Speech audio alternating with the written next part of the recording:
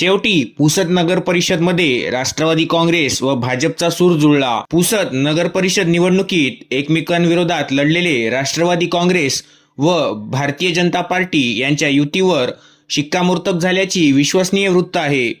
मागील महिन्यात झालेल्या पुसद नगर परिषद निवडणुकीत राष्ट्रवादी काँग्रेस अजित पवारने नगराध्यक्ष सह नगरसेवक पदाच्या 31 पैकी सर्वाधिक 14 जागांवर विजय मिळवला होता।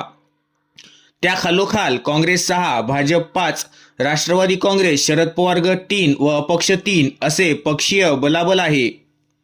निवडणूक निकालानंतर कोणत्याच पक्षाला बहुमत नसले तरी 3 अपक्ष राष्ट्रवादीला बहुमतासाठी मदत करतील अशी परिस्थिती होती। मात्र मागील 4 दिवसात भाजपने देखील राष्ट्रवादी अजित पवार गटासोबत जुळवून घेण्याची मानसिकता बनविली। राष्ट्रवादीतर्फे राज्यमंत्री ॲडव्होकेट इंद्रनील नाईक यांच्या प्रमुख उपस्थितीत भाजपच्या शिष्टमंडळासोबत बैठक झाल्याचे विश्वसनीय वृत्त आहे।